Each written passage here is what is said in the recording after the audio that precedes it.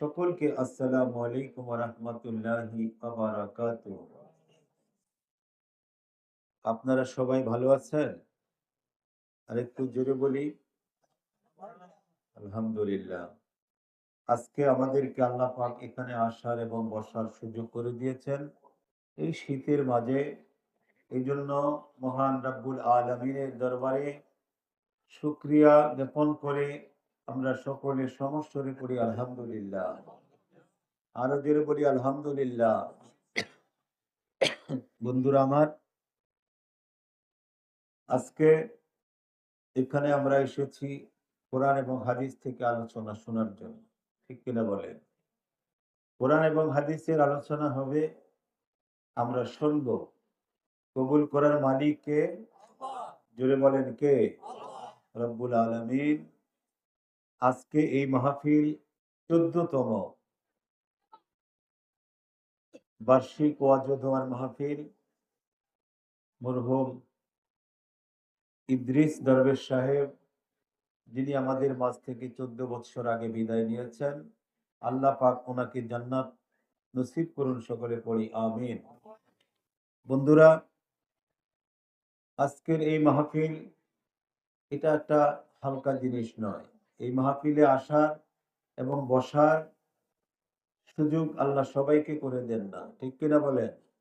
আসার সময় দেখলাম দোকানপাটে যে সকল যুবক ভাইয়েরা, কিছু মুরব্বী জন রয়েছেন, এখান থেকে অনেক অনেক গুণ বেশি মানুষ দোকানপাটে। আসলে কি আজকের এই মাহফিলটা ব্যবসার জন্য? মানে দোকানদার যারা, তাদের ব্যবসার জন্য নাকি মাহফিল শোনার জন্য? ব্যবসা ওনারা করবেন, ওনারা আমার কথা শুনলে হয়তো রাগ করবেন, ওনাদের কোনো দোষ নাই। যেসব ভাইয়েরা দোকানপাটে দাঁড়িয়ে আছেন, আপনাদের প্রয়োজনীয় কেনাকাটা করে এবং কেনাকাটা সেরে আপনারা মাহফিলে এসে আজকের এই বরকতময় মাহফিলের বরকত হাসিল করুন এবং এখান থেকে বরকত নিয়ে হতে পারে আজকের এই শেষ মাহফিল আমাদের জীবনে, হতে পারে না? তো যুবক ভাইদের উদ্দেশ্যে বলবো, যুবকদের হাতে দড়ি পায়ে দড়ি ভাইরা, তোমার মতো কত যুবক কবরে শুয়ে গেছে, আজকে যারা হঠাৎ করে চলে গেছে, তোমার মতো যুবকরা আজকে পৃথিবীর জমিনে অনেকেই নাই। হতে পারে তোমার জীবনের শেষ রাত্র আজকে, হতে পারে আমাদের জীবনের শেষ রাত্র আজকে, হতে পারে না? পারে কিনা বলে? তো সেই জন্য আমার যুবক ভাইদের পায়ে ধরে অনুরোধ করব, সবাই মাহফিলে চলে আসুন। সুন্দর একটি প্যান্ডেল, অত্যন্ত মনোরম আয়োজন, প্রতি বছর এখানে মাহফিল হয়ে থাকে।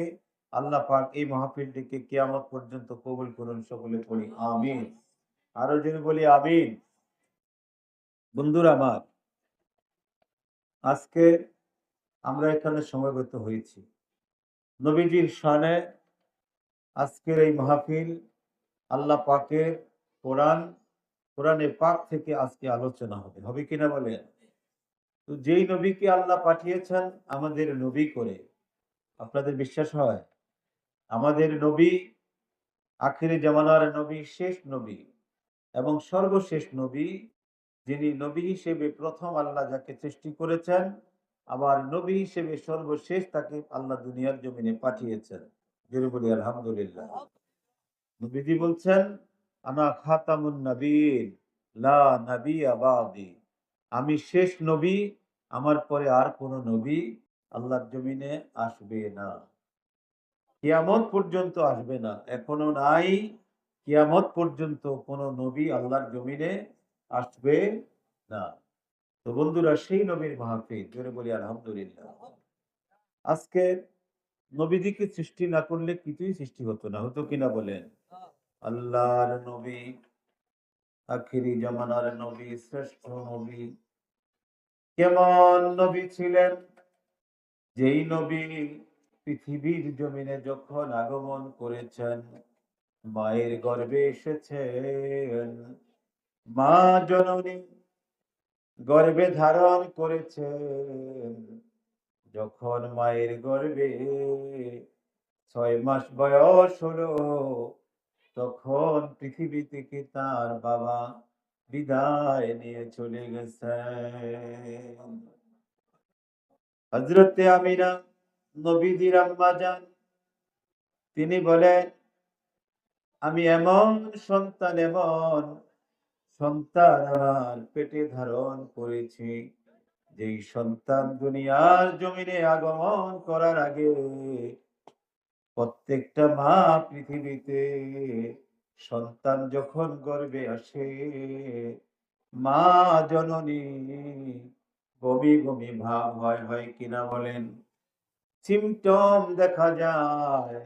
হযরতে আমিনা রাদিয়াল্লাহু তাআলা আনহা বলেন, ব্যতিক্রমটা শুনুন বন্ধুরা, আমার সন্তান যখন আমার গর্ভে আসলো, কশিন কালেও এক মুহূর্তের জন্য আমার বমি বমি ভাব হয় না, কখনো আমার মাথাটা ঘোরায় না, কখনো আমার খাবারের মধ্যে অরুচি আসে না। সুবহানাল্লাহ বলবেন না? নবীজি সাধারণ মানুষ ছিলেন না, আমাদের মতো পৃথিবীতে আসেন না। তিনি মানুষ রূপী ছিলেন, মানুষ ছিলেন, কিন্তু তিনি আমাদের মতো মানুষ ছিলেন না। ছিলেন কিনা বলেন? তিনি আমাদের মতো মানুষ ছিলেন না। প্রমাণ হচ্ছে, মায়ের গর্ভে এসেছে, মায়ের বমি বমি ভাব হয় না। বন্ধুরা আমার, খাবারে অরুচি হয় না, মাথাটা ঘোরায় না।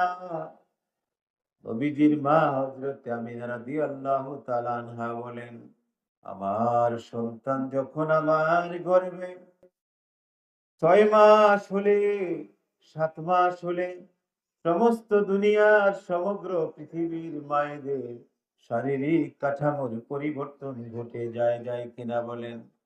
কিন্তু আমার নবী, আল্লাহর নবী, আখিরি জামানার নবী, শ্রেষ্ঠ নবী, যখন মায়ের গর্ভে ৬, ৭, ৮ মাস হয়ে গেল, ৯ মাস হয়ে গেল, তখনও মায়ের গর্ভে ছিল, কিন্তু মা জননীর শরীরের কোনো পরিবর্তন ঘটে নাই। কেউ দেখে অনুভব করে না হযরতে আমিনা সন্তান প্রসব করবে। বন্ধুরা আমাদের, যখন মায়ের গর্ভে ছিলাম, ৬ মাস ৭ মাস হলে মায়ের পেটের আকৃতিটা পাল্টিয়ে যায় কিনা বলেন? স্বাভাবিক থাকে না বন্ধুরা? কিন্তু হযরতে আমিনা রাদিয়াল্লাহু তাআলা আনহা বলেন, আমার শারীরিক কাঠামোর কোনো পরিবর্তন ঘটে না।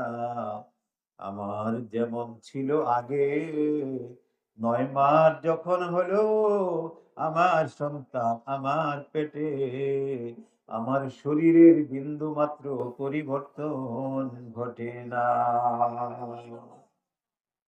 প্রতিটি রাতে আমি দেখি আমার ঘরে কেউ যেন এসে ঘরটা আলোকিত করে দেয়। আমি দেখি আমার ঘরের মধ্যে প্রতি রাতে মেশকো আম্বরের চাইতেও বেশি বেশি সুঘ্রাণ আমার ঘরে বয়ে যায়। হযরতে আমিনা রাদিয়াল্লাহু তাআলা আনহা বলেন, শুধু এটাই নয়, যেদিন আমার এই সন্তান পৃথিবীতে আগমন করবেন, পৃথিবীতে তাশরীফ আনবেন, সেদিন দেখতে পেলাম আমার ঘরে একজন নয়, ২ জন নয়, ৩ জন নয়, ৪ জন মহিলা আমার ঘরে উপস্থিত। এই মহিলাগুলো এর আগে কখনো আমি দেখি না, এদেরকে আমি চিনি না।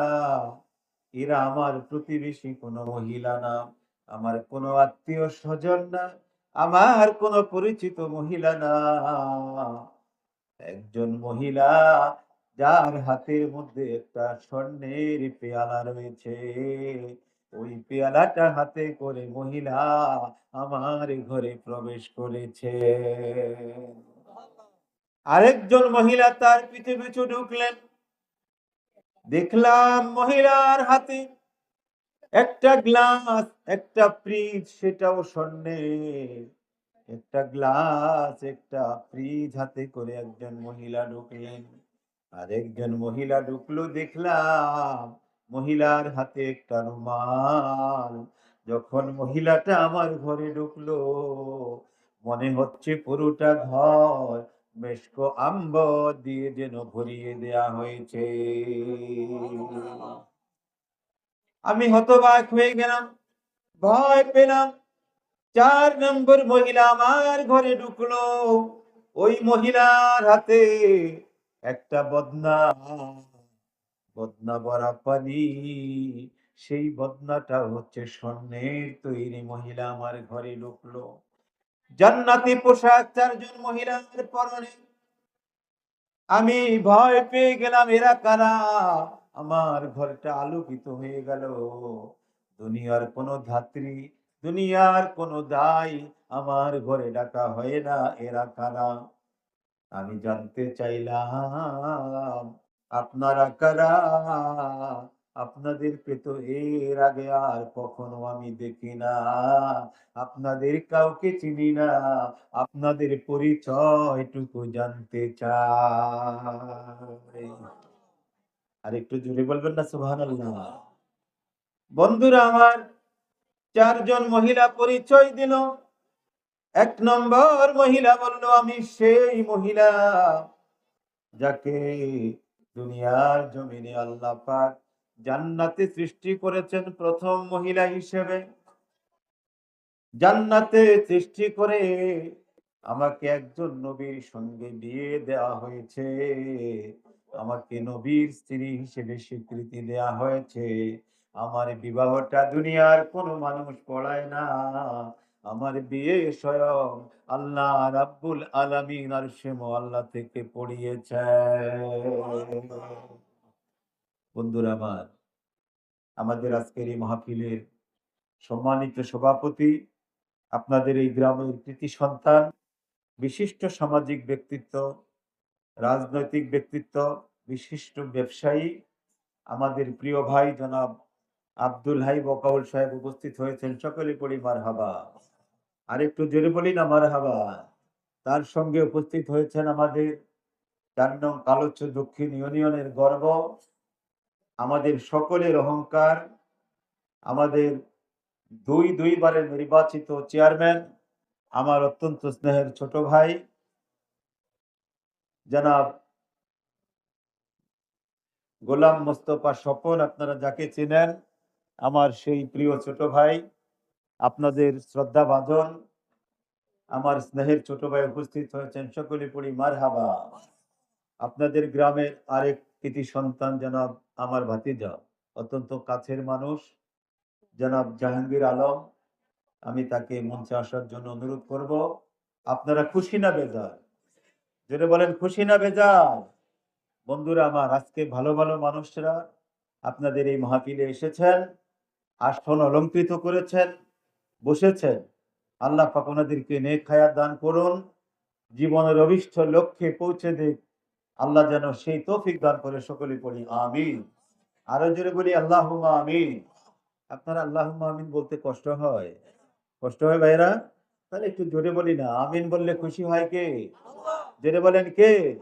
আল্লাহ পাক। তো আমরা আল্লাহকে খুশি করব না? করব কিনা বলে? তাহলে আরেকবার বলি আল্লাহুম্মা আমিন। বন্ধুরা আমার, যে কথা বলতেছিলাম, আল্লাহর নবী, আখিরি জামানার নবী, তার মা হযরতে আমিনা রাদিয়াল্লাহু তাআলা আনহা, তিনি বলেন, প্রথম মহিলা পরিচয় দিল, আমি সেই মহিলা যাকে আমার আল্লাহ হযরতে আদম আলাইহিস সালামকে জান্নাতে পাঠিয়ে দিন। আদমকে আল্লাহ বললেন, ইয়া আদম উসকুন আনতা ওয়া যাওজুকাল জান্নাহ। আমি সংক্ষেপে বলছি বন্ধুরা, বলছেন, হে আদম, আদমকে সৃষ্টি করলেন জান্নাতে। আদম একাকী ছিলেন, আদমের ভালো লাগে না, কারণ একটা কথা আছে, man can not be alone. মানুষ একাকী বাস করতে পারে না। পারে কিনা বলেন? আপনারা কি একা থাকতে পারেন? পারেন কিনা বলেন? একা থাকা যায় না, সঙ্গী লাগে। হযরতে আদম আলাইহিস সালামের কেমন যেন মনটা করে ভালো লাগে না, একাকী জান্নাতে ঘুরে। আমার আল্লাহ মনের খবর জানে কি জানে না? জোরে বলেন, জানে কি জানে না? আল্লাহ বলছেন আমি জানি, শুধু কি জানি, আল্লাহ বলছেন তোমাদের অন্তরের অন্তঃস্থলে যা কিছু রয়েছে আমি সব কিছু তোমাদের পক্ষ থেকে জানি। সেই আল্লাহ আদম আলাইহিস সালামকে সৃষ্টি করেন জান্নাতে রেখে। আদম আলাইহিস সালামকে একদিন ঘুমাচ্ছিলেন আদম, জিবরাইল আমিনকে আল্লাহ ডেকে বললেন, জিবরাইল যাও, আদম জান্নাতের মধ্যে ঘুমায়, আদমের ডান পাজর থেকে একটা হাত টান দিয়া নিয়ে আসো। জোরে বলি আল্লাহু আকবার। আদম আলাইহিস সালাম টের পায় না, জিবরাইল আমিন মুহূর্তের মধ্যে এসে আদম ঘুমায়। জিবরাইল আমিন এসে আদমের বাম পাজর থেকে একটা হাড় টান দিয়ে নিয়ে আল্লাহ পাকের দরবারে চলে গেলেন। আমার আল্লাহ কোনো কিছু বানাতে মিস্ত্রি লাগে না, লাগে কিনা বলেন? গাছ গাছরা লাগে না, নৌকা বানাবে, মানুষ বানাবে, যা খুশি করবে। আল্লাহ পাক পবিত্র কোরআনে বলেন, আমি যখন চাই শুধু বলি কোন, আমি কোন বলি, পায়া কোন। আল্লাহ বলে হও, পায়া কোন, সঙ্গে সঙ্গে হয়ে যায়, মুহূর্ত কালো দেরি হয় না। মিস্ত্রি লাগে না, কোনো কিছু লাগে না, ইঞ্জিনিয়ার লাগে না, কোনো কিছুর প্রয়োজন হয় না। সেই আল্লাহ রাব্বুল আলামিন হযরতে হাওয়া আলাইহিস সালামকে সৃষ্টি করেন একটা নারীর রূপ দিয়ে, মহিলার রূপ দিয়ে, ষোড়শী যুবতী করে আল্লাহ পাক জান্নাতে আদম আলাইহিস সালামের সামনে হাজির করে দিলেন। হাজির করে দিয়ে আমার আল্লাহ বললেন, আদম এই মহিলাটাকে তোমাকে বিয়ে করতে হবে। তোমার মনটা ভালো লাগে না, আমি আল্লাহ এই বিয়ের ঘটক, আমি আল্লাহ এই বিয়ে পড়াবো। এই বিয়ে আমি আল্লাহ নিজে পড়াবো, কুদরতের মাধ্যমে তোমার সঙ্গে হাওয়ার বিয়ে হবে। আর তোমার স্ত্রী হিসেবে তুমি এই জান্নাতের মধ্যে উসকুন আনতা ওয়া জাওজুকাল জান্নাহ, তুমি এবং তোমার বিবি এই জান্নাতের মধ্যে আরামের সঙ্গে বসবাস করো। বন্ধুরা আমার, সে আল্লাহ রাব্বুল আলামিন, এই মহিলা বললেন আমি সেই মহিলা, আমার নামটাও দিয়েছে আল্লাহ। দুনিয়ার কোন মানুষ আমার নাম রাখে নাই, আমার নাম রেখেছেন আল্লাহ। হাওয়া মানে হচ্ছে আপনি আপনি যেটা হয়ে যায় তার নাম হচ্ছে হাওয়া, অর্থাৎ আল্লাহ যাকে সরাসরি সৃষ্টি করেছেন। মা বাবা ছাড়া আল্লাহ পারে কিনা সৃষ্টি করতে বলেন? বন্ধুরা আমার, পারে। হযরতে হাওয়া, হযরতে আদম আলাইহিস সালামকে আল্লাহ সৃষ্টি করেছেন বাবা মা ছাড়া, ঠিক কিনা বলেন? আর দুনিয়ার জমিনে আরেকজন মানুষ আল্লাহ সৃষ্টি করেছেন বাবা ছাড়া, সেই মানুষটার কেউ না, সেই হচ্ছে হযরতে ঈসা রূহুল্লাহ। বন্ধুরা আমার, এবার সেই মহিলা তার পরিচয় দিলেন, আমি সংক্ষেপে বলবো বন্ধুরা। নামটা বললেন, জান্নাতে ছিলাম, জান্নাত থেকে দুনিয়ায় পাঠিয়েছে আপনারা জানেন, আমি হচ্ছি হযরতে হাওয়া আলাইহাস সালাতু ওয়াস সালাম। আল্লাহ পাক পাঠিয়েছেন, যাও আমার হাবিব দুনিয়ার জমিনে তাশরীফ আনবেন। দুনিয়ার কোন দাত্রী তার দাত্রী হিসেবে দায়িত্ব পালন করবে না, জান্নাত থেকে আমাকে পাঠিয়েছেন আল্লাহর হাবিব আখিরি জামানার নবীর দাত্রী হিসেবে দায়িত্ব পালন করা। দ্বিতীয় মহিলা আমি সংক্ষেপে বলবো, পরিচয় দিলাম, আমি হচ্ছে ফেরাউনের স্ত্রী, ফেরাউনের বিবি। যেই ফেরাউন দুনিয়ার জমিনে খোদা দাবি করেছে, জানেন আপনারা? জানে কিনা বলেন? ওই ফেরাউন খোদাই দাবি করেছেন। একদিন ওই ফেরাউন ঘোষণা দিল, আমার আল্লাহ পবিত্র কালামে ওয়াজ করে শোনান। এই ফেরাউন বলতেছিল, আনা রাব্বুকুমুল আলা, আমি হচ্ছি সব চাইতে বড় খোদা, আমার চাইতে বড় খোদা আর দুনিয়ার জমিনে কেউ নাই। জোরে বলবেন না সুবহানাল্লাহ? বন্ধুরা আমার, খোদাই দাবি করে দিনে রাতের বেলায় সিজদায় পড়ে বলে, আল্লাহ তুমি তো একমাত্র মালিক, একমাত্র প্রভু, একমাত্র রব, তুমি ছাড়া আর কোনো মালিক নাই, তুমি সমগ্র পৃথিবীর মালিক, তুমি খোদা। কিন্তু আমি মুখ দিয়ে বলেছি আল্লাহ, আমি দাবি করেছি খোদা, আমার খোদাইত্বটা বজায় রাখার জন্য তৌফিক দাও। জোরে বলি সুবহানাল্লাহ। রাতের বেলায় কাঁদে, তুমি খোদা আমি মানি, কিন্তু আমি যেহেতু ঘোষণা দিয়েছি আমি খোদা, আমার খোদাইত্বটা তোমাকে রক্ষা করার জন্য দায়িত্ব নিতে হবে। আল্লাহর কাছে কান্নাকাটি করে। আল্লাহ বলছেন যাও, যা চাইবা তাই দিব। খোদাই তুমি দাবি করেছো খোদা, সেই ক্ষমতা তোমাকে দিব।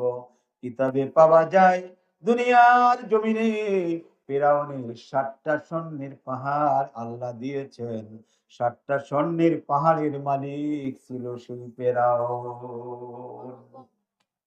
৪টা স্বর্ণের পাহাড়ের মালিক ফেরাউন যখন খোদাই দাবি করলো, দাবি করে হযরতে মুসা আলাইহিস সালামকে কষ্ট দেওয়া শুরু করলো। সেই ইতিহাস আমি বলবো না। যার ঘরে মুসার জন্ম হলো, জানিয়ে দেওয়া হয়েছে, গণক বলেছে তোমার এই রাজত্বের মধ্যে একটা শিশু জন্মগ্রহণ করবে, ছেলে বাচ্চা। ওই বাচ্চাটা জন্মগ্রহণ করার পরে বড় হয়ে তোমাকে হত্যা করবে, তোমাকে তোমার প্রতিদ্বন্দ্বী হবে, তোমার খোদাইত্ব মানবে না। ওই ছেলেটা বড় হয়ে তোমার খোদাইত্ব মানবে না। ফেরাউন ঘোষণা দিয়ে দিল, এখন থেকে আমার এই রাজত্বে কোনো ছেলে সন্তান, পুত্র সন্তান যদি জন্মগ্রহণ করে তাকে হত্যা করে ফেল। কেউ যেন কোনো পুত্র সন্তান জন্ম দিয়ে এটাকে বাঁচিয়ে রাখতে না পারে। মেয়ে জন্ম হলে বেঁচে থাকবে, ছেলে সন্তান জন্ম হলে ওই সন্তানকে বাঁচিয়ে রাখা যাবে না। সারা মিশরের মধ্যে আরব দেশে সৈন্য সামন্ত লাগিয়ে দেওয়া হয়েছে। আমি সেদিকে যাব না। সেই ফেরাউনের ঘরে আমার আল্লাহ হযরতে আসিয়া, তার বিবি ছিল মুমিন, তার বিবি ছিল ইমানদার, আল্লাহকে বিশ্বাস করত। কতই না কষ্ট দিয়েছেন আসিয়াকে ফেরাউন, কিন্তু খোদার আল্লাহ একমাত্র আল্লাহর বিশ্বাস ছাড়ে না। ফেরাউন উত্তপ্ত বালুর মধ্যে তাকে শুইয়ে হাতের তালুর মধ্যে পেরেক মেরেছে, বলেছে তুই আকাশের খোদাকে ভুলে যা, আমি তোর স্বামী, আমি খোদা, আমাকে খোদা মান। আসিয়া বলেছে না, জীবন চলে যেতে পারে, তোমাকে স্বামী হিসেবে মানি, খোদা হিসেবে মানি না। আকাশের খোদাই একমাত্র আমার খোদা, পৃথিবীর কোন শক্তি ওই খোদার মানা থেকে আমাকে বিরত রাখতে পারবে না। বন্ধুরা আমার, সেই ফেরাউনের ঘরে হযরতে মুসা আলাইহিস সালাম লালন পালন হয়েছে, লালিত পালিত হয়েছে। লম্বা ঘটনা, আমি সেদিকে যাব না বন্ধুরা। সেই ঘরে জন্মগ্রহণ করে ফেরাউন বলে আনা রাব্বুকুমুল আলা। মুসা কয় তোমারই তো খোদা, আমি মানি না, অনেক কষ্ট দেয়। একদিন মুসা আলাইহিস সালাম আল্লাহর কাছে বলে, আল্লাহ এই ফেরাউন আমারে এত কষ্ট দেয়, এত যন্ত্রণা দেয়, এত লাঞ্ছনা দেয়, তারপরও কেন তুমি এই ফেরাউনকে ধ্বংস করো না? তার উপর কেন কোনো গজব দাও না? আমার আল্লাহ ফেরাউন মুসাকে বলে, ও মুসা, ও আমার নবী মুসা, তুমি আমার সঙ্গে কথা বলো, কিন্তু তুমি জানো না এই ফেরাউনকে আমি 4টা কারণে আযাব দেই না। কয়টা কারণ? 4টা কারণে আমি এই ফেরাউনকে আযাব দেই না। 1 নম্বর হচ্ছে, এই ফেরাউন দাড়ি রেখেছে, টুপি তার মাথায়। এই ফেরাউন লম্বা জামা গায়ে দেয়। মুসা তোমার গায়েও জামা লম্বা, তোমার মাথায় টুপি, তোমার মুখে দাড়ি, তোমার মুখে দাড়ি, তোমার গায়ে লম্বা জামা, তোমার মাথায় পাগড়ি। ফেরাউনেরও মাথায় পাগড়ি, মুখে দাড়ি, গায়ে লম্বা জামা। এই জামা, পাগড়ি আর দাড়ির সম্মানে, দাড়ির কারণে আমি আল্লাহ এই ফেরাউনকে আযাব দেই না, গজব দেই না। 2 নম্বর কারণ হচ্ছে এই ফেরাউন একটা এতিমখানা করেছে। এতিমখানা এতিম বাচ্চাদেরকে 3 বেলা খাবার দেয়। ওই বাচ্চাগুলো প্রতিদিন খাবার খেয়ে আমার কাছে হাত তুইলা দোয়া করে, আল্লাহ গো আল্লাহ, এই ফেরাউন আমাদেরকে 3 বেলা খাবার দেয় আর কেউ আমাদের খাবারের ব্যবস্থা করে না। এই ফেরাউনকে তুমি গজব দিয়া মেরে ফেলো না। এই এতিম বাচ্চারা আমার কাছে হাত তুলে প্রতিদিন 3 বার দোয়া করে। এতিমদের দোয়ার কারণে আমি আল্লাহ এই ফেরাউনের উপর গজব দেই না। সুবহানাল্লাহ বলবেন না? বন্ধুরা আমার, এবার 3 নম্বর কারণ হচ্ছে ফেরাউনের ঘরে মা, একটা বৃদ্ধা মা আছে। ফেরাউন প্রতিদিন এই মা চলাফেরা করতে পারে না। এই সিংহাসনে থেকে রাজত্ব চালিয়ে ঘরে গিয়ে মায়ের খেদমত করে নিজ হাতে মাকে গোসল দেয়। মা খেতে পারে না। এই বৃদ্ধা মাকে এই ফেরাউন প্রতিদিন নিজ হাতে খাবার খাইয়ে দেয়, কাপড় পরিয়ে দেয়, মায়ের খেদমত করে। এই বুড়ো মা হাত তুলে আমার কাছে দোয়া করে, আল্লাহ আমার ছেলে ফেরাউনকে তুমি গজব দিও না। আমি মায়ের দোয়া ফিরিয়ে দিতে পারি না, এই জন্য আমি আল্লাহ এই ফেরাউনের উপর গজব দেই না। বন্ধুরা আমার, চতুর্থ কারণ হচ্ছে এই ফেরাউন দিনের বেলায় খোদাই দাবি করে, রাতের বেলায় সেজদা দিয়া কয়, খোদা ওগো আল্লাহ, আকাশের মালিক তুমি তো একমাত্র খোদা, আর কোনো খোদা নাই। আমি তোমাকে খোদা মানি, কিন্তু আমি যেহেতু খোদাই দাবি করে ফেলেছি, আমার খোদাইত্বটা যেন দুনিয়ায় বজায় থাকে, সেই ব্যবস্থা করো। এই ফেরাউন আমাকে খোদা মানে, কিন্তু সে তাকেও খোদা মানে, সেই কারণে আমি তাকে দুনিয়ায় কোনো গজব দেই না। সর্বশেষ মুসা আলাইহিস সালাম আল্লাহর কাছে দোয়া করলো, আল্লাহ এই ফেরাউনের জ্বালায় আমি অস্থির হয়ে গেছি, আমাকে কষ্ট দিচ্ছে বিভিন্ন ভাবে। এই ফেরাউনকে তুমি ফেরাউনের হাত থেকে আমাকে রক্ষা করো, আমার জাতিকে রক্ষা করো। সর্বশেষ ঘটনা হচ্ছে মুসা আলাইহিস সালামকে আল্লাহ বললেন, যাও নীল নদ পাড়ি দিয়ে তুমি এই এলাকা ত্যাগ করো। মুসা আলাইহিস সালাম এলাকা পার হবে, আমি সংক্ষেপে বললাম, নদীর পাড়ে গেছে, কিভাবে যাবে? নদী কিভাবে পার হবে? বিশাল সৈন্যবাহিনী নিয়ে যাচ্ছে, হাজার হাজার ঘোড়া নিয়ে, ঘোড় সাওয়ার নিয়ে চলে যাচ্ছে। হযরতে মুসা আলাইহিস সালাম নদীর পাড়ে গেল, পিছন দিকে ফিরআউন ধাওয়া করেছে। নদীর পাড়ে যাওয়ার পরে কি করবে? আমার আল্লাহ জিবরাইল আমিনকে পাঠায়া দিয়ে বললেন, যাও মুসাকে বলো হাতের লাঠিটা এই নদীর মধ্যে ফেলে দিতে। হাতের লাঠি ছেড়ে দিল, সঙ্গে সঙ্গে নদীর পানিটা দুই দিকে গিয়ে সরে গিয়ে মাঝখান দিয়ে এপার ওপারে একটা সোজা রাস্তা হয়ে গেল। ওই রাস্তা দিয়ে সঙ্গে সঙ্গে মুসা আলাইহিস সালাম ঘোড়া নিয়ে, ঘোড় সাওয়ারি নিয়ে, সৈন্য সামন্তি নিয়ে পার হয়ে গেল। পিছন দিক থেকে ফেরাউন সেই রাস্তা দিয়ে যখন নীল নদীর মধ্যে নামলো, যখন মাঝামাঝি গেছে সৈন্য সামন্ত নিয়ে, আমার আল্লাহ হুকুম দিল নদীর পানিকে, আর দুই দিকে থাকবা না। মুহূর্তের মধ্যে পানিটা একত্রিত হয়ে রাস্তা বন্ধ করে দিয়ে এই পানির মধ্যে ডুবিয়ে ফেরাউনকে এখানেই শরীর সমাধিস্থ করে ফেল।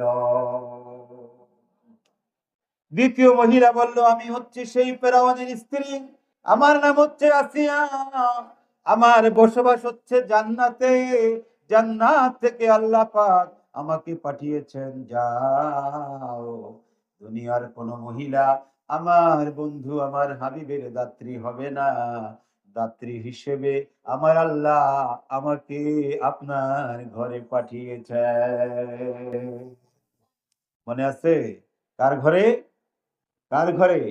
হযরত আমিনা রাদিয়াল্লাহু তাআলা আনহা আল্লাহর রাসূল আখির জামানার নবী তার আম্মা জানের হুজরার মধ্যে পাঠিয়ে দিয়েছেন। জোরে বলি আল্লাহু আকবার। আরো জোরে বলি আল্লাহু আকবার। ৩ নাম্বার মহিলা, তিনি বলেন, আমি হচ্ছি সেই মহিলা যেই মহিলাকে আমাকে স্বামী সহ নির্বাসনে দেয়া হয়েছে আল্লাহ পাকের হুকুমে। বন্ধুরা আমার, সেই মহিলা আমি সংক্ষেপে বলবো, তার নাম হচ্ছে হযরতে হাজিরা আলাইহিস সালাতু ওয়াস সালাম, যিনি হযরত ইব্রাহিম আলাইহিস সালাতু ওয়াস সালামের বিবি ছিলেন, স্ত্রী ছিলেন। হযরত ইসমাঈল আলাইহিস সালাম যখন জন্মগ্রহণ করলেন, আল্লাহ পাক নির্দেশ দিলেন, জন্মভূমি ছেড়ে তোমাকে চলে যেতে হবে, দেশান্তর হতে হবে, তুমি এই দেশে থাকতে পারবা না। চলে গেল মক্কায়ে মুআজ্জামায়, জাবালে যখন ছিল সাফা মারওয়া, সেই জাবালে সাফা মারওয়ার উপরে গিয়ে আশ্রয় নিল। নির্জন জায়গা ছিল, কোনো মানুষের বসবাস ছিল না। বন্ধুরা আমার, নির্বাসনে গেল কাফেররা হযরতে হাজিরা আলাইহিস সালাতু ওয়াস সালামকে পেলে মেরে ফেলবে। আমার আল্লাহ বলছেন, যাও নির্বাসনে চলে যাও তোমার বিবি হাজেরাকে নিয়ে। হযরত ইব্রাহিম আলাইহিস সালাম দেরি করলেন না, রাস্তা দিয়ে চলে গেলেন। রাস্তায় যেতে যেতে পথির মধ্যে কাফেররা সামনে গিয়ে ব্যারিকেড দিল। ইব্রাহিম আলাইহিস সালামকে বলল, এটা তোমার সঙ্গে কে? ইব্রাহিম আলাইহিস সালামের স্ত্রী হাজেরা, তিনি বললেন, এটা হচ্ছে আমার বোন। জোরে বলি আল্লাহু আকবার। এটাকে কোরআনের ভাষায় বলে তাওরিয়া। তাওরিয়া মানে হচ্ছে এখানে কৌশল অবলম্বন করা, ভালো বাংলা হচ্ছে প্রতারণা। প্রতারণা ইসলামে জায়েজ নাই, কিন্তু একটু ঘুরিয়ে বলা জায়েজ আছে কিনা বলেন, আছে কিনা বলেন। বন্ধুরা, কৌশল হলো খালাতো বোন, মামাতো বোন, চাচাতো বোন বিয়ে করা জায়েজ আছে কিনা বলেন, আছে কিনা? আছে না? খালাতো বোন বিয়ে হওয়ার আগে তো ভাই বলে, আবার ভাই তাকে বোন বলে, বলে না? বলে কিনা বলেন? তো ভাই বোন, খালাতো ভাই বোন বিয়ে হয়, চাচাতো ভাই বোন বিয়ে হয়, হয় না? তো হযরত ইব্রাহিম আলাইহিস সালামকে কাফিররা প্রশ্ন করলো, এই মহিলা কে তোমার সঙ্গে? ইব্রাহিম আলাইহিস সালাম বললেন, এটা আমার বোন। জোরে বলি আল্লাহু আকবার। আল্লাহ শিখিয়ে দিয়েছেন, কারণ যদি বলে আমার বিবি, তাহলে কাফেররা সঙ্গে সঙ্গে হত্যা করবে, একটা মুহূর্ত দেরি করবে না। জোরে বলি আল্লাহু আকবার। স্বাধীনতা যুদ্ধ হয়েছে, আপনারা শুনেছেন, অনেকেই দেখেছেন মুরব্বীরা, তাই না? যুদ্ধের সময় আমরা শুনেছি শর্ষিনার পীর সাহেব হুজুর, মরহুম পীর সাহেব, ওনার বাড়িতে সেখানে পাঞ্জাবিরা ঢুকেছে ওনাকে হত্যা করবে। জোরে বলি সুবহানাল্লাহ। উনি দোতলায় ছিলেন, আওয়াজ পেয়েছেন পাঞ্জাবিরা সেখানে ঢুকেছে, ওনাকে হত্যা করবে, মেরে ফেলবে। এখন উনি ওনার চেয়ারে বসা ছিল, উনি আওয়াজ পাচ্ছেন দোতলায় কেউ যেন উঠতেছে, চেয়ার থেকে উঠিন দাঁড়িয়ে গিয়েছে। জোরে বলি সুবহানাল্লাহ। পাশে দাঁড়িয়ে চুপচাপ দাঁড়িয়ে রয়েছে। পাঞ্জাবিরা এসে বলল, পীর সাহেব কাহা হয়? পীর সাহেব কাহা হয় মানে পীর সাহেব কোথায়? উনি বললেন, পীর সাহেব তো এখানে ছিলেন। আমি বাংলায় বলছি, এখন উর্দু বললি না, সময় নষ্ট হবে। পীর সাহেব তো এই কিছুক্ষণ আগে এই চেয়ারেই ছিলেন। কি বলছেন? পীর সাহেব কিছুক্ষণ আগে এই চেয়ারেই ছিলেন। এখন ওনারা চারিদিকে তাকায় পীর সাহেবকে খুঁজে পায় না, পাঞ্জাবিরা চলে গেছে। জোরে বলি সুবহানাল্লাহ। পীর সাহেব কি মিথ্যা কথা বলছেন? মিথ্যা কথা বলছেন? বলেছেন?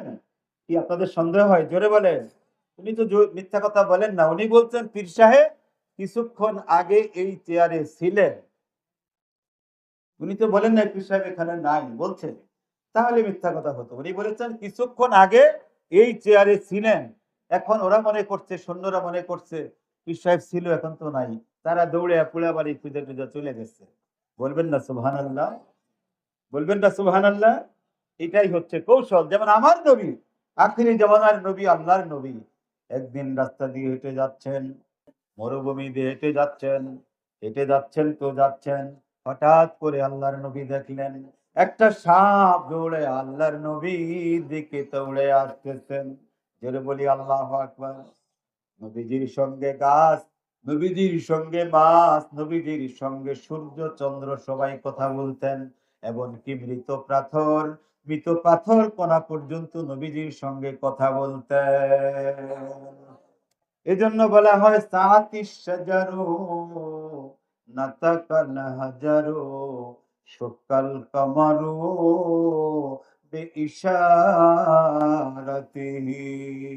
বালাগাল উলা বিকামালিহি কাশাফাদ দুজা বিজামালিহি হাসনাতি জামিউ কিসালিহি সাল্লু আলাইহি ওয়া আলিহি।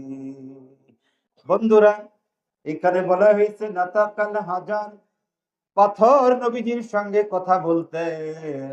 একদিন আবু জেহেল আল্লাহর নবীর সামনে আইসা বলে, বাতিজা, তুমি তো অনেক বড় জাদুঘর, তুমি বড় জাদুকর, সব জায়গায় জাদুকরি করো।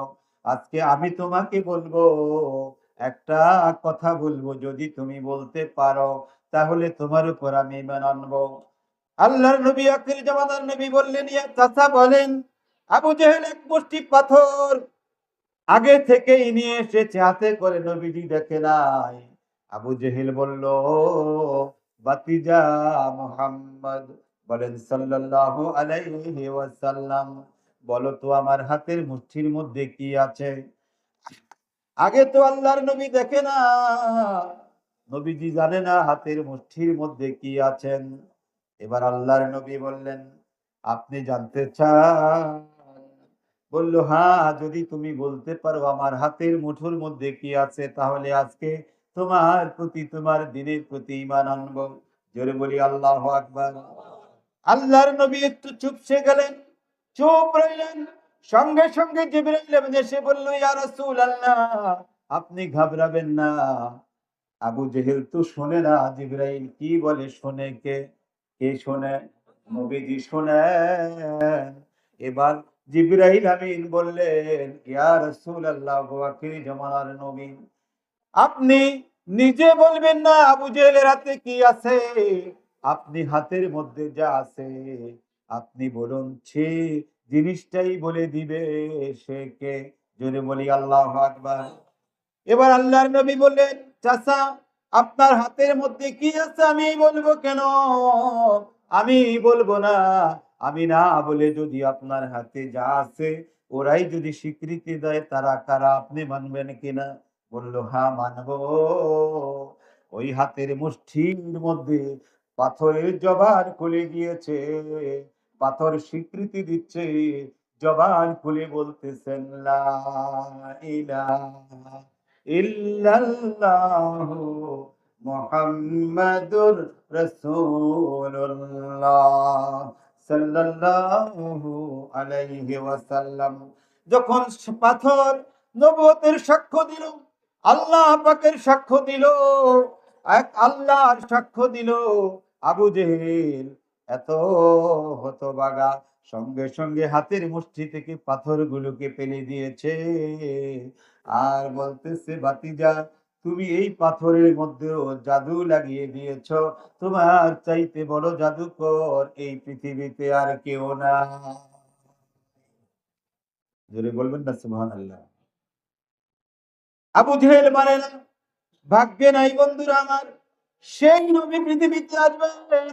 3 নম্বর মহিলা ছিল হযরতে হাজিরা আলাইহিস সালাতু ওয়াস সালাম, যিনি হযরতে ইসমাঈল আলাইহিস সালাতু ওয়াস সালামের মা, যার কারণে দুনিয়ার জমিনে কুরবানি আমার আল্লাহ আমাদের উপর ওয়াজিব করে দিয়েছেন। কুরবানির সূচনা তার থেকে শুরু হয়েছেন, সেদিকে যাব না। 4 নম্বর মহিলা আমার নবীর মা হযরতে আমিনা রাদিয়াল্লাহু তাআলা আনহা বলেন, 4 নম্বর মহিলা, সেই মহিলা বলল, আমি আর কেউ না, আমি দুনিয়ার জমিনে একটা সন্তান জন্ম দিয়েছি, যেই সন্তান নবী হয়েছে, যার কোনো বাবা ছিল না, আমার স্বামী ছিল না, আল্লাহর হুকুমে আমার গর্ভে একটা সন্তান এসেছে। এবং যদি দুনিয়ার জমিনে কোন মহিলাকে আল্লাহ নবী বানাতেন, তাহলে আমাকে নবী বানাতেন। আমি আর কেউ না, আমার নাম হচ্ছে হযরতে মারিয়াম আলাইহিস সালাতু ওয়াস সালাম। ৪ জন মহিলার পরিচয় সংক্ষেপে দিলাম বন্ধুরা। ৪ জন মহিলা আল্লাহর নবীর দাত্রী হয়ে গেল। নবীজি পৃথিবীতে আসলেন কিভাবে আসলেন? দুনিয়ার সমস্ত সন্তান দুনিয়ার জমিনে মায়ের পেট থেকে মাথা দিয়ে জমিনে আসে কিনা বলেন? আমি আপনি নবী ওলি যারা ছিল সবাই পৃথিবীতে কিয়ামত পর্যন্ত মাথা দিয়ে আসবে। কিন্তু আমার নবী আপনার নবী এক্সেপশনাল, যার সঙ্গে পৃথিবীর কোনো তুলনা হয় না। আমার নবী মায়ের পেট থেকে মাথা মোবারক দিয়ে জমিনে আসেন না। এর রহস্যটা কি? রহস্য হলো আমি আপনি যখন পৃথিবীতে আসলাম, মায়ের গর্ভে থেকে যখন আসবো, মাথাটা নিচের দিকে, পা গুলো উপরের দিকে ছিল। শেষবার যখন মাথাটা বের হবে আর কিতাবে পাওয়া যায়, তখন আমাদের পা গুলো বাঁকা থাকে। আমরা পা সোজা করে মায়ের গর্ভে একটা সোজা যখন করি, সোজা করলে তো এটা শক্ত হয়ে যায়। শক্ত হলে মায়ের কলিজায় একটা আঘাত লাগে। মা একটা চিৎকার দিয়ে পৃথিবীতে আমি আপনি আসার আগে অজ্ঞান হয়ে গিয়েছিল। গিয়েছিল কিনা বলেন? সেই মা অজ্ঞান হয়ে গিয়েছিল। আমার নবী আখিরি জামানার নবী পৃথিবীতে এসেছেন, তাশরিফ এনেছেন, আগমন করেছেন। মাথা মোবারক দেয় নাই। আমার আল্লাহ তার মাকে কষ্ট দেয় নাই। আমার নবী আপনার নবী আখিরি জামানার নবী দুনিয়ার জমিনে কদম মোবারক দিয়ে, দুটো পা মোবারক দিয়ে দুনিয়ার জমিনে এসেছেন। সমস্ত সন্তানগুলো যখন আসে, পুরো শরীরের মধ্যে ময়লা থাকে। আমার নবী দুনিয়ার জমিনে এসেছেন। হযরত আমিনা রাদিয়াল্লাহু তাআলা আনহা বলেন, আমি দেখলাম মনে হচ্ছে কেউ যেন আমার সন্তানটাকে গোসল করিয়ে সুন্দর করে পরিষ্কার করে পাঠিয়েছেন। একেবারে পবিত্র, গায়ের কোথাও কোনো ময়লা পিছলা তার গায়ে নাই। আমি আরো দেখতে পেলাম আমার সন্তানের সঙ্গে আমার নারীর কোনো সম্পর্ক নাই। দুনিয়ার মায়েরা আগের দিনে বাঁশের উপরের অংশটা দিয়ে ধারালো করে রেখে রেখে সন্তানের নারীর সঙ্গে মায়ের নারীটা কেটে দিত, ঠিক কিনা বলেন? আলাদা করে দিত। এখন সিজার করে বাচ্চা যখন হসপিটালে যায়, সিজার বলা হয়। সিজার মানে কেসি, কেসি দিয়ে পেটটা কাটে। এটাকে পেট কাটা বলে না, ডাক্তারি ভাষায় বলে সিজার করা হচ্ছে। আসলে কাটে এই জন্য বলে সিজার, কেসি দিয়ে কাটে, পেট কেটে দেয়। আল্লাহর নবী আখিরি জামানার নবী আমার নবী আপনার নবী দুনিয়ার জমিনে এসেছেন, মায়ের নাড়ির সঙ্গে নাড়িটা কাটা অবস্থায় এসেছেন। অন্য শিশুদের মতো নাড়ির সঙ্গে মায়ের নাড়ি লাগা অবস্থায় নবীজি জমিনে আসে নাই। সেই নবী জমিনে এসেছেন। হযরত আমিনা রাদিয়াল্লাহু তাআলা আনহা বলেন, দুনিয়ার সমস্ত সন্তানেরা মায়ের গর্ভ থেকে পড়ে ওয়া ওয়া করে কাঁদে। কুল্লু মাউলুদিন ইউলাদু আলাল ফিতরা। নবীজি বলছেন সমস্ত সন্তানের একটা খাসলত, একটা অভ্যাস, তারা যখন জমিনে আসে ওয়া ওয়া করে কাঁদে। কাঁদে কিনা বলেন? যখন কান্না শোনা যায় আশেপাশে থেকে সবাই বলে আলহামদুলিল্লাহ, সন্তানটা দুনিয়ায় এসেছে সুস্থ অবস্থায়। হযরতে আমিনা রাদিয়াল্লাহু তাআলা আনহা বলেন, আমি দেখলাম আমার শিশু কাঁদে না। আমি ভয় পেয়ে গেলাম, কোনো কান্নাকাটি নাই। ভালোভাবে তাকালাম, লক্ষ্য করলাম সন্তান কাঁদে না। আরো একটু ভালোভাবে তাকালাম, তাকিয়ে দেখি আমার সন্তানের ঠোঁট মোবারক দুইটা নড়ে আর বিড়বিড় করে কি যেন আমার সন্তান বলতেছে। আমি লক্ষ্য করে তাকিয়ে থাকলাম। হযরতে আমিনা রাদিয়াল্লাহু তাআলা আনহা বলেন, আমি শুধু তাকাই না, চিন্তা করলাম কি বলে, আমি কানটা আমার সন্তানের ঠোঁটের কাছে নিয়ে ভালো করে শুনতে লাগলাম। আমি শুনতে পাইলাম আমার সন্তান বিড়বিড় করে বলতেছে লা ইলাহা ইল্লাল্লাহু ইন্নী রাসূলুল্লাহ। জোরে বলি আল্লাহু আকবার। বন্ধুরা আমার নবী আখিরি জামানার নবী, শ্রেষ্ঠ নবী, জন্মের পরে আল্লাহর একত্ববাদের স্বীকৃতি দিয়েছেন, বলেছেন লা ইলাহা ইল্লাল্লাহ। একত্ববাদের স্বীকৃতি হলো কিনা বলেন? স্বীকৃতি দিয়েছেন আল্লাহ ছাড়া কোনো মাবুদ নাই। তারপর বললেন ইন্নী রাসূলুল্লাহ, অবশ্যই আমি আল্লাহ পাকের রাসূল। একটু জোরে বলবেন না সুবহানাল্লাহ। নিজের রিসালাতের স্বীকৃতি দিয়েছেন, আল্লাহ পাকের একত্ববাদের স্বীকৃতি দিয়েছেন আমার নবী আখিরি জামানার নবী।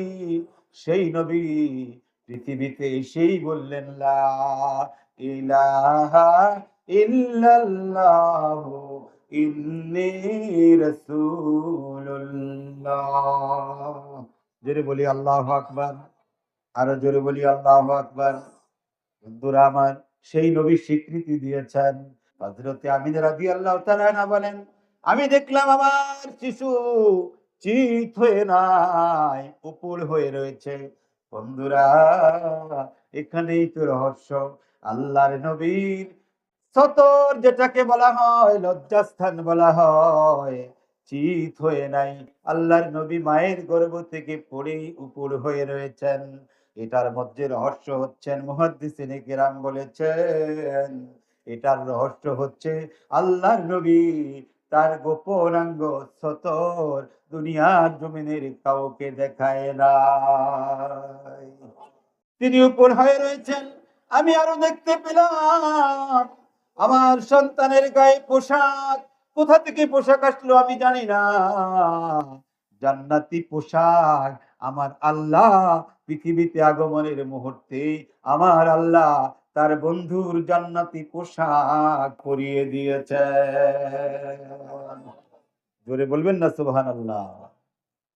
হযরতে আমিনা রাদিয়াল্লাহু তাআলা আনহা বলেন, শুধু কি এটাই শেষ?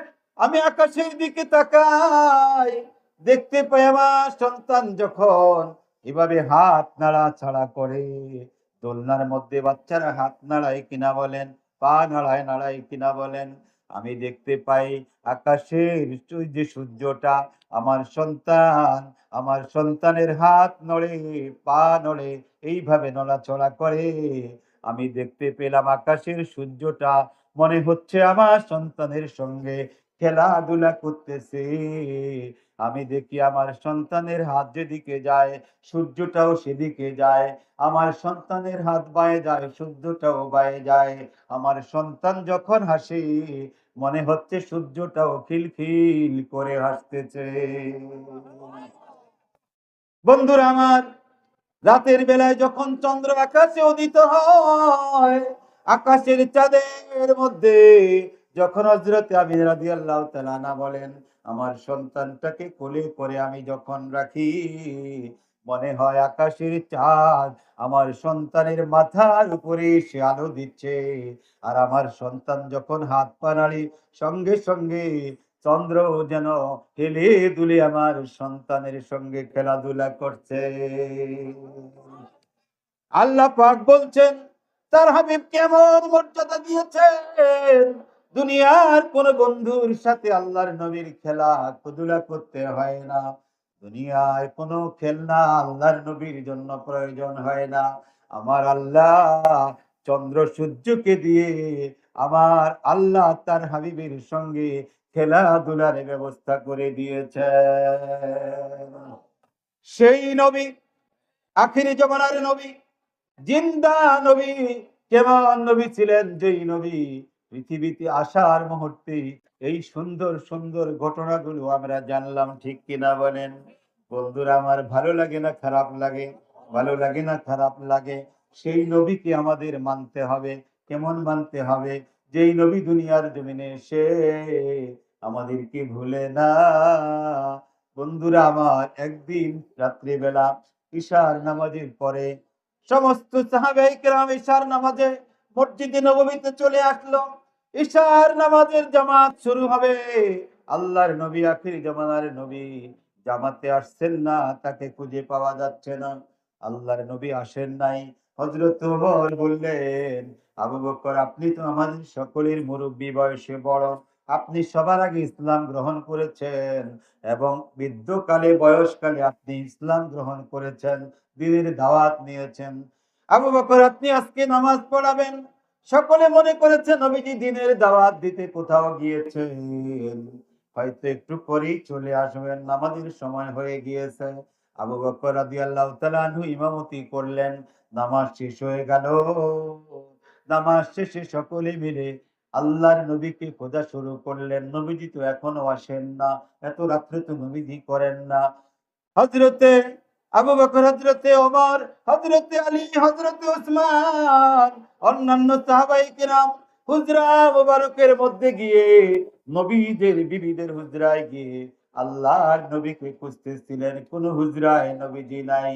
হযরতে আয়েশা, হযরতে আফসা, হযরতে আল্লাহর নবীর সমস্ত বিবিদের ঘর তন্ন তন্ন করে খোঁজা হলো, কোথাও নাই। এবার খুঁজতে খুঁজতে সবাই হয়রান, নবীজি আশেপাশে নাই। হযরতে ওমর ছিলেন গরম না নরম? জোরে বলেন, গরম না নরম? হযরত ওমর ছিল খুব গরম, কখনো নরম মেজাজের মানুষ ছিলেন না। জীবদ্দশায় শয়তানকে ৩ বার বেঁধে ফেলেছে। কয়বার? ৩ বার শয়তানকে বেঁধে ফেলেছে। দুনিয়ার কেউ তো শয়তানকে দেখে না। হযরতে ওমর ফারুক ৩ বার শয়তানকে বেঁধে বলছে, শয়তান আজকে তোর জীবনের শেষ দিন, মানুষকে তুই ধোঁকা দে, আমি ওমর তোকে আজকে ছাড়ব না। কিতাবে পাওয়া যায় হযরত ওমর যেই রাস্তা দিয়ে হাঁটতো, শয়তান ৭০ দিন সেই রাস্তা দিয়ে হাঁটতো না। ওমর কি নরম ছিল না গরম ছিল? কয়দিন হাঁটতো না শয়তান? বলেন তো কয়দিন? ৭০ দিন। যেই রাস্তা দিয়ে হযরত ওমর হেঁটে যেত, শয়তান সেই রাস্তা দিয়ে ৭০ দিন হাঁটতো না। চিৎকার দিয়ে বলি সুবহানাল্লাহ। একদিন হযরতে ওমর ফারুক রাদিয়াল্লাহু তাআলা আনহু তাহাজ্জুদ নামাজ কাজা করে ফেললেন। কি করলেন? জোরে বলেন, কি করলেন? তাহাজ্জুদ নামাজ কাজা করে ফেললেন। ঘুমের ঘোরে তাহাজ্জুদের নামাজ চলে গেছে, পড়তে পারে না। হযরত ওমর রাদিয়াল্লাহু তাআলা আনহু খুব কান্নাকাটি করলেন। ফজরের নামাজ পড়লেন, দিনটা গেল শুধু কান্নাকাটি করে। তাহাজ্জুদ নামাজটা আমার কাজা হয়ে গেল।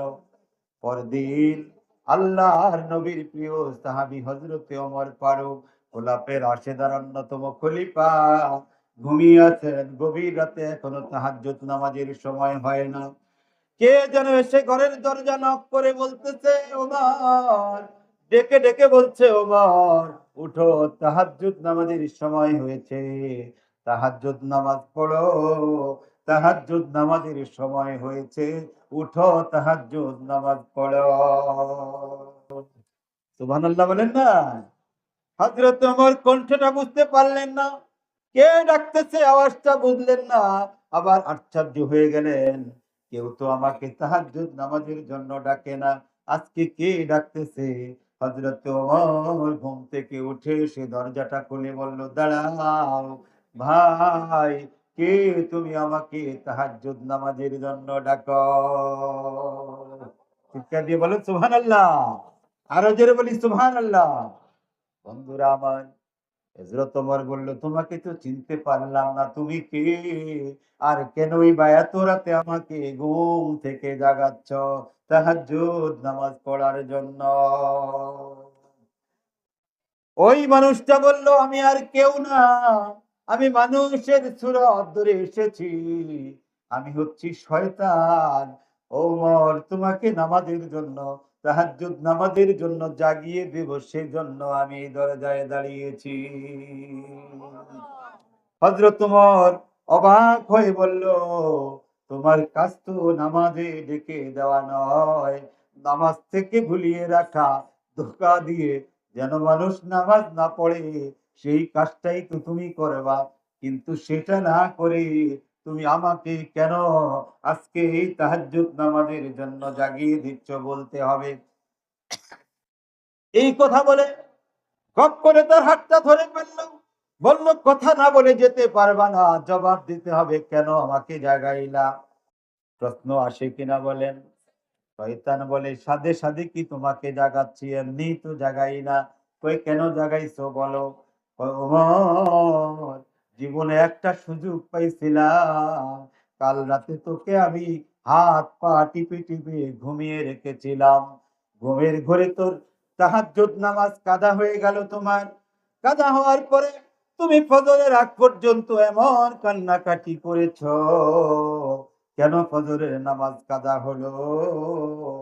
আল্লাহ পাকের দরবারে এমন কান্নাকাটি করলা যে আমার আল্লাহ, তোমার আল্লাহ খুশি হইয়া তোমার নামাজ কাজা হয়েছে, কিন্তু কান্নার কারণে তোমার সারা জীবনের তাহাজ্জুদ নামাজ আল্লাহ কবুল করে ফেলেছে।